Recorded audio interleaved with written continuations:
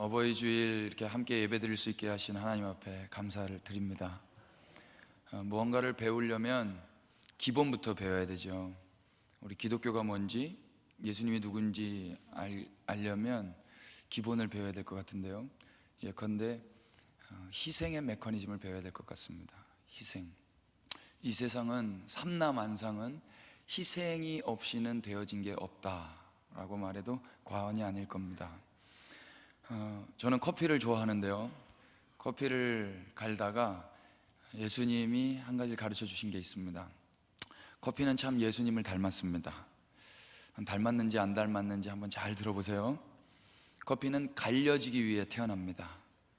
존재 자체가 갈려지기 위해 태어나요. 근데 그렇게 갈려질 때 비명을 지르는 게 아니고 아주 좋은 소리를 우리에게 줍니다. 그리고 아로마라는 향까지도 우리에게 주죠. 사람들은 아주 잔인하게 그 향을 즐깁니다. 그리고 아주 뜨거운 물로 그 커피는 뒤어지죠. 그래서 자신 안에 있는 엑기스, 진액을 다 뽑아줍니다. 그리고 이 커피는 찌꺼기가 돼서 쓰레기통에 버려지죠. 이름도 없이 빛도 없이. 그리고 이 커피는 어떻게 되나요? 이 커피는 우리가 먹어 삼켜버립니다. 이 커피는 어디 갔죠? 커피는 우리 안에 들어와 삽니다. 우리는 커피로 말미암아 살고 커피는 내 안에 들어와 삽니다. 그리고 어떤 사람은 그 커피에 중독도 되죠. 커피가 없으면 못 산다고 고백도 합니다. 커피는 우리를 각성시킵니다. 내 안에 들어와 있는 커피는 우리를 각성시키고 우리를 깨어있게 합니다. 맞아요? 커피만 그런 게 아니더라고요. 삼라만상의 진리가 다 숨어져 있는데 비누는 어떻습니까? 비누는 사라지기 위해서 태어납니다. 비누가 열심히 우리를 깨끗하게 씻어주면 씻어줄수록 비누는 사라져버리죠. 어제의 비누는 또 오늘의 비누와 달라져 있습니다. 비누는 그렇게 자기가 사라지면 사라질수록 우리를 깨끗하게 해주고 악취에서 향기를 나게 하는 사람으로 변화시킵니다. 비누도 예수님 닮았죠? 연필은 어떻습니까? 연필은 짧아지기 위해서 태어납니다. 연필이 짧아지면 짧아질수록 그 연필이 죽어가지만 글이 살아납니다. 그림을 그리시는 분들은 연필은 죽고 그림이 살아나죠. 우리 부모님들은 어떻습니까? 부모님들은 희생하시기 위해서 태어나십니다. 부모님들이 희생하면 희생할수록 자녀들이 건강하게 잘 자라나죠. 부모님들이 밤잠을 못 주무시면 못 주무실수록 자녀들은 새근새근 잘 자죠. 혹시 그 찬양 아세요? 어머님은 짜장면이 싫다고 하셨어? 거의 준복음성가인데요. 어머니는 왜 짜장면이 싫다고 하셨어요? 짬뽕이 좋아서? 아닙니다. 자식 먹이려고죠. 어머니는 자식 먹이려고 짜장면이 싫다고 하셨습니다. 여기 젊은 세대, 온 세대가 함께 섞여 있는데요. 연세가 많으신 어르신들은 그냥 그 존재 자체로 존중받기 마땅하십니다. 아멘 좀 크게 해주시면 좋겠습니다. 제가 몰랐는데요, 하나님 은혜 주시고 철을 들고 나니까요, 당연한 건 없더라고요. 당연한 건 없었구나. 누군가가 희생했고 배려했고 눈물을 뿌렸기 때문에 오늘 내가 있는 거구나. 어르신들이 계셨기 때문에 지금의 대한민국이 있습니다. 우리 아버님들이 정말 이렇게 자존심 다 버려가면서 그렇게 현장에서 근무해 주셨기 때문에 오늘의 대한민국이 있습니다. 어머님들이 그렇게 자식 뒷바라지 하시면서 도시락을 싸셨기 때문에 오늘의 대한민국이 있습니다. 그래서 연세가 있으신 어르신들은 그냥 그 존재만으로도 박수받아 마땅합니다. 예전에 몰랐는데요, 제가 한번 아팠었거든요. 1년에 한 번씩은 꼭 그렇게 감기로 아프더라고요. 근데 그때 생각을 하나님 하게 하셨는데, 야, 나는 1년에 한 번씩 이렇게 아픈데 고작 그러면은 40번 아픈 거네. 근데 우리 어르신들은 70세 되시는 분들은 70번 아프신 거네. 80세 되신 분들은 80번 아프신 거네. 그 어르신들을 보니까 그냥 존경스러워지더라고요. 1년에 그래도 한두 번 정도 크고 작은 일들, 문제들 겪잖아요.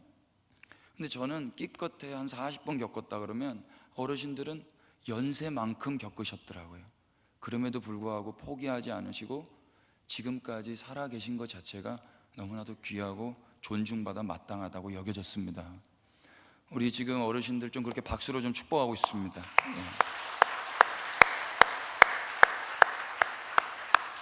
오래오래 사시기를 축복합니다. 오늘 본문에는요, 가나안 여인이 등장하는데, 이 말씀은 수로보니게 여인의 믿음으로 유명한 말씀이죠. 이 말씀 다 듣고 난 다음에 우리가 더 하나님 사랑하게 됐으면 좋겠습니다. 또 우리의 부모님들을 더 사랑하고 기억하고 잘 섬기게 됐으면 좋겠습니다. 말씀 한번 주목해 보실까요? 우리 22절 우리 말씀 한 구절 읽겠습니다. 시작.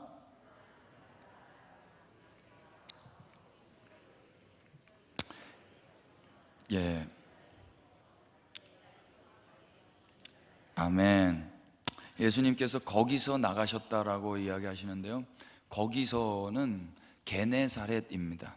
앞에 말씀을 보시면 14장 34절의 근거에서 예수님은 게네사렛에 계셨었거든요. 그런데 지금 거기서 나가셔서 두로와 시돈으로 또 가시는 겁니다. 이스라엘 지형을 좀 아시면 예수님이 지금 어디서 어디로 가는지 좀 이해하시기가 수월하실 텐데요, 예수님은 이스라엘의 임금, 왕으로 오셨습니다. 아멘 합시다. 그러나 왕으로 오신 예수님은 이스라엘의 중심부 예루살렘에 계시지 않았습니다. 예수님이 이스라엘의 중심부에 계셨던 시간보다 이스라엘의 변두리에 계셨던 시간이 더 많아요. 예를 들어서 갈릴리, 나사렛, 가버나움, 게네사렛. 오늘은 그 게네사렛에서 더 북쪽에 있는 저 변방의 끄트머리 두로와 시돈으로 올라가십니다. 이방 땅으로. 왜 예수님이 여기 가시는 거예요? 만약에 예수님이 여기 안 가셨으면요, 오늘 본문에 나오는 그 가나안 여인, 또 가나안 여인의 그 흉악한 귀신 들린 딸, 이 두 사람은 예수님을 경험하지 못합니다. 예수님이 거기로 내려가셨기 때문에 중심의 자리를 내려놓고 중심이라는 예루살렘을 고집하지 않고 그 변방 끄트머리로 가셨기 때문에 그 끄트머리에 있었던 가나안 여인과 귀신 들려 괴로워하고 있는 그 딸은 예수님을 만날 수 있었단 말입니다. 은혜가 되세요? 이 영광스러운 설교단에 제가 오늘 섰습니다. 우리 교회 좋은 교회. 어떻게 이게 가능합니까? 우리 담임 목사님께서 저 청중서 끄트머리로 내려가셨기 때문입니다. 이게 바로 그 희생의 메커니즘이죠. 누군가가 변방으로 밀려나면 중심부에 설 수 없었던 그 사람이 중심부에 서게 되는 영광을 경험하게 됩니다. 누군가가 변두리로 밀려나가면 누군가는 중심에 설 수 없는 가능성이 없는 그 사람은 변방에서 중심의 자리로 오게 되는 것입니다. 여러분, 하나님께서 그리스도인들을 중심만이 아니라 변방으로 끄트머리로 내모실 수 있다고 저는 믿습니다. 이유가 무엇입니까? 그 끄트머리에 있는 사람들을 중심으로 세우시기 위함입니다. 사도 바울은 고린도 전서에서 그렇게 이야기했습니다. 하나님께서 우리를 만물의 찌꺼기 같이 만드셨다. 우리를 끄트머리에 두셨다. 이렇게 말씀하세요. 왜 사도 바울은 찌꺼기처럼 살아야 됐었고 사도 바울은 왜 끄트머리에 몰려야 됐습니까? 사도 바울이 찌꺼기처럼 살면 살수록 사도 바울 안에 있는 그 진액을 누군가가 먹고 회복될 것이기 때문입니다. 사도 바울이 끄트머리로 몰리면 몰릴수록 끄트머리에 있는 그 사람들이 회복될 것이기 때문에 하나님이 믿을 수 있는 사도 바울을 끄트머리로 몰아 넣으신 것입니다. 여기 주님의 신실한 백성들 주님의 이름으로 축복합니다. 하나님께서 우리를 찌꺼기 되게 하시고 끄트머리로 몰아 넣으실 때 원망 마시기를 축복합니다. 기대하세요. 누군가가 내 진액 먹고 살아날 것을, 누군가가 이제 다시 중심으로 오게 될 것을 기대하시기 바랍니다. 이게 희생의 메커니즘이죠. 예수님이 두로와 시돈으로 그렇게 내려가셨기 때문에 가나안 여인이 예수님을 만났습니다. 우리 22절에 우리가 읽었는데요, 그 가나안 여인이 예수님께 뭐라고 부르짖었습니까? 주 다윗의 자손이여 나를 불쌍히 여기소서. 내 딸이 흉악한 귀신 들렸습니다. 지금 이 엄마죠. 이 엄마는 귀신 들리지 않았습니다. 이 엄마는 귀신 들리지 않았어요. 누가 귀신 들렸죠? 딸이 귀신 들렸어요. 근데 지금 이 어머니가 뭐라고 이야기하십니까? 딸을 불쌍히 여겨달라 그래요? 나를 불쌍히 여겨달라 그래요? 나를 불쌍히 여겨달라 그러죠. 25절 한번 보실까요? 25절 한번 성경 있으신 분들은 다 같이 읽겠습니다. 시작. 여자가 와서 예수께 절하며 이르되, 이 엄마가 또 뭐라고 그러십니까? 딸을 도와달라 그래요? 저를 도와달라 그래요? 이유가 뭐예요? 지금 이 어머니는 딸과 동일시하고 계십니다. 한 3주 전에요, 저희 집 둘째 따님이 아주 성미가 급하십니다. 그래서 집에서 올 때도 걸어오지 않으시고 달려오시거든요. 근데 저한테 달려오다가 너무 세게 달려와서 멈추지 못하고 이게 모서리, 책상 모서리 뾰족한 데에 목이 확 긁혀버렸어요. 제가 그걸 똑똑히 제 눈으로 봤고, 제 눈 앞에서. 근데 제가 여기 그 하얗고 보드라운 요 애기 살이 빨갛게 여기가 스크래치가 난 거예요. 제가 그걸 보는데 애기를 붙잡고 어머 아팠겠다 이렇게 위로가 안 나오더라고요. 제가 어떻게 했냐면 그냥 아팠어요. 여러분, 남의 살은 아팠겠다인데요, 내 살은 아프다입니다. 남의 살은 그냥 아팠겠다예요. 근데 내 살은 아파요. 여러분, 자녀들이 아프면요, 엄마 아빠가 어머 아팠겠다 얘 이럴 수 있어요? 어머 어떡하니 너 힘들었겠다 이럴 수 있어요? 같이 힘들죠? 같이 아프죠? 아기가 울면 엄마가 더 울죠? 아기가 아프면 아빠가 더 아프죠?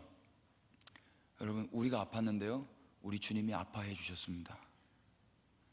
아멘. 우리가 죄를 졌는데 우리 주님이 죄인이 되셨습니다. 주님이 우리와 동일시해 주셨습니다.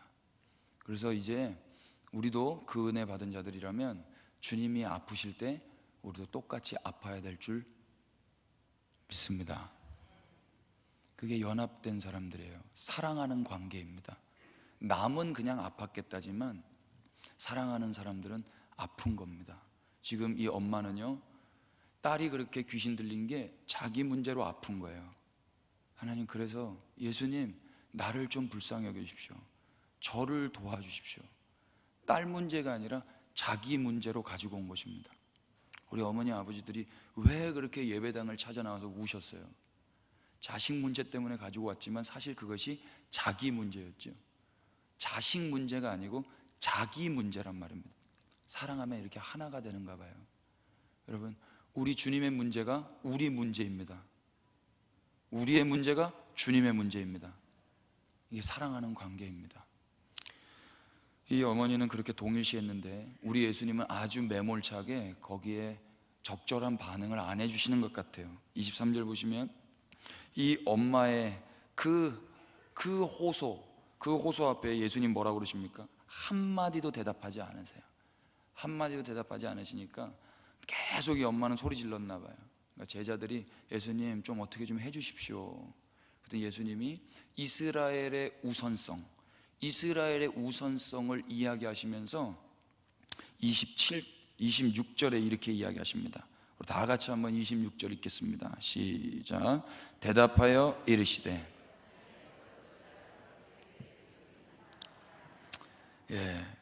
예수님 너무 모질게 말씀하셨습니다. 뭐라고 그러세요? 자녀의 떡을 취해서, 여기서 자녀는 이스라엘이죠. 그 이스라엘에게만 내가 선교하고 복음 전해야 되는데 그 자녀의 떡을 취해서 개들에게 던짐이 마땅하지 않다. 이 여인 지금 하루아침에 뭐 된 겁니까? 개 됐어요. 그렇게 잘못한 거 아니잖아요. 자식이 귀신 들렸으니까 예수님 만나고 소리 지를 수 있잖아요. 살려달라고 울며 불며 애원할 수 있잖아요. 근데 예수님이 이 여인에게 자녀의 떡을 취하여 개들에게 던짐이 마땅하지 않다라고 말해요.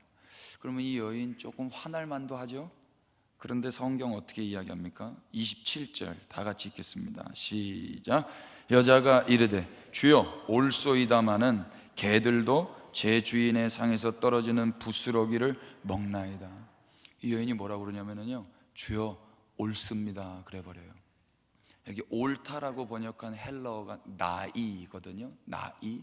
이 나이가 뭐냐면 참, 진리의, 진실의, 확실한 이런 뜻이에요.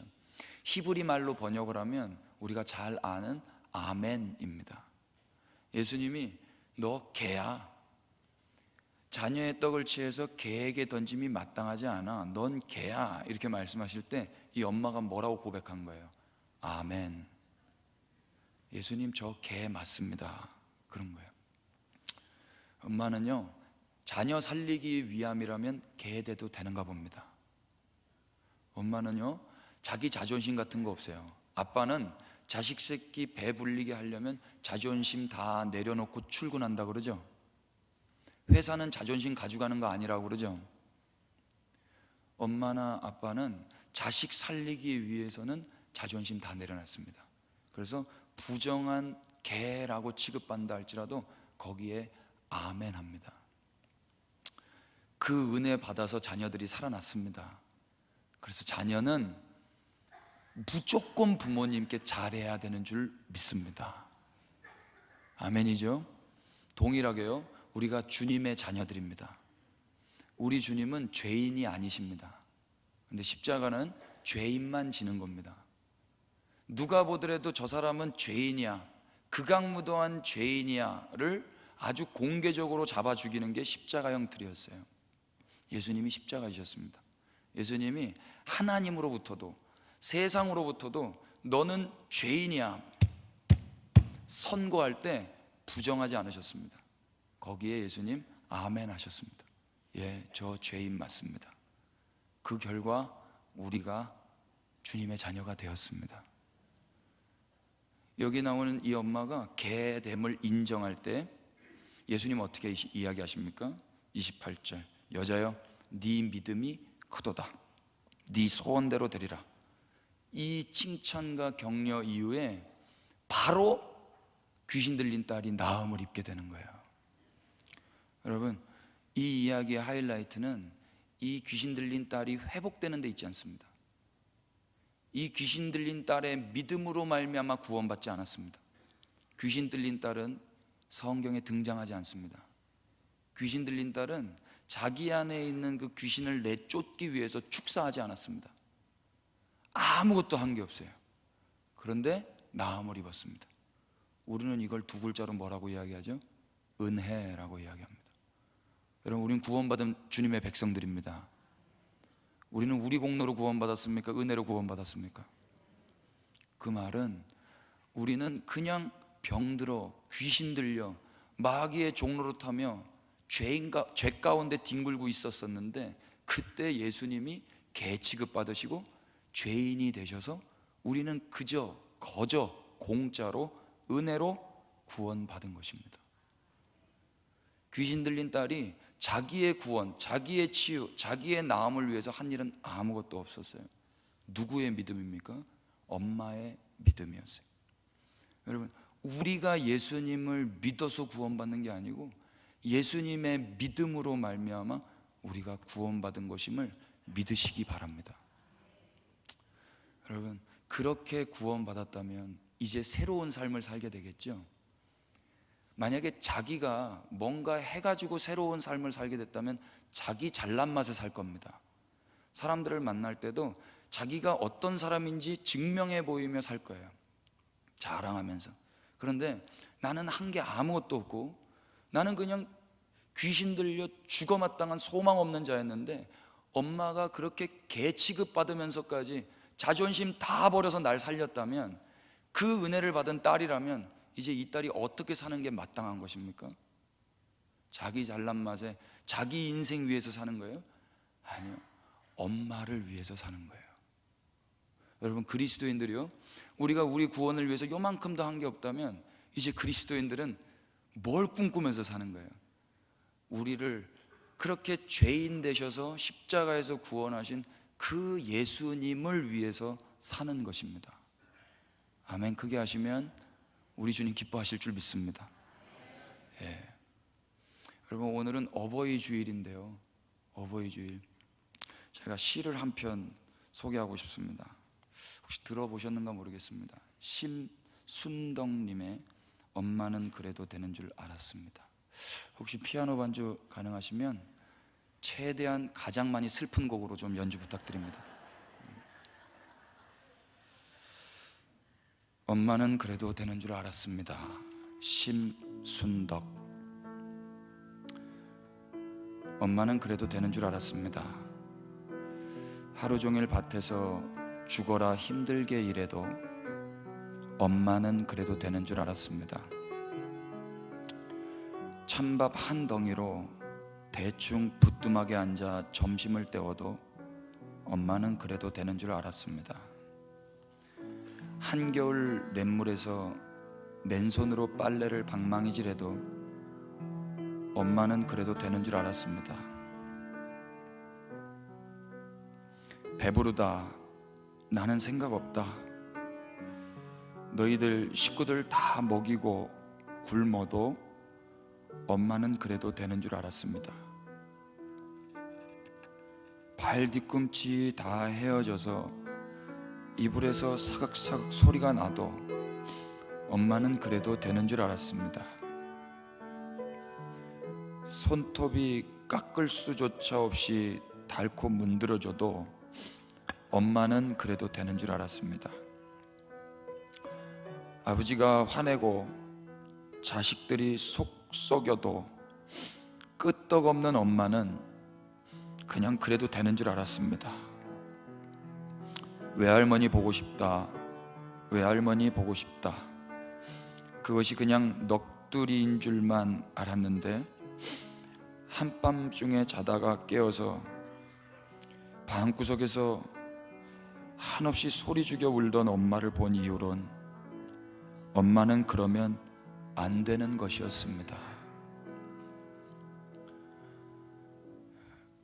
여러분, 철 들고 나면 이제 모든 건 당연한 게 없다는 걸 알게 되는 것 같아요. 엄마는 그러면 안 되는 분이셨더라고요. 엄마는 존중받으셨어야 됐고 높임을 받으셨어야 됐고, 지금 이렇게 엄마 이야기를 계속하니까 우리 아빠들이 마음이 상하실 수 있을 것 같은데요, 아빠도 그러면 안 되는 분이십니다. 여러분, 우리 주님은요, 채찍질 맞으면 안 되는 분이십니다. 우리 예수님은 모욕 당하시면 안 되는 분이십니다. 우리 예수님은 사람들로부터 비방 당하시면 안 되는 분이십니다. 우리 예수님은 죄인이 아니십니다. 우리 예수님은 돌아가시면 안 되는 분이십니다. 그런데 여지껏 예수님 돌아가셔도 되는 줄 알았어요. 날 위해서 십자가 지셔도 되는 줄 알았고 당연하게 그랬다고요. 엄마 아빠가 당연하게 용돈 주고 당연하게 집 주고 당연하게 밥 주는 줄 알았단 말입니다. 은혜를 모르는 거죠. 은혜를 아는, 복음을 아는 그 구원받은 백성, 그 부활의 기쁨 가운데 사는 성도는 이제 모든 것이 당연하지 않습니다.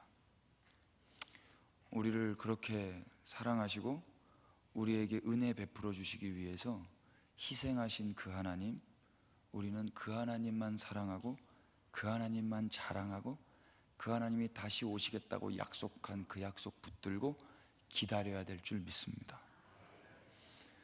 우리를 우리 되게 하신 그 어머니 아버지, 그 어머니 아버지의 사랑받아 그 은혜로 지금 이렇게 자라난 자녀들이라면 이제는 경거망동하게 높은 마음으로 부모님들을 가르칠 수 없고요, 그냥 부모님은 여전히 존중받으셔야 되고 여전히 높임 받으셔야 되고 더 우리의 사랑을 받으셔야 되는 분이라고 믿고 그렇게 섬겨야 될 줄로 믿습니다.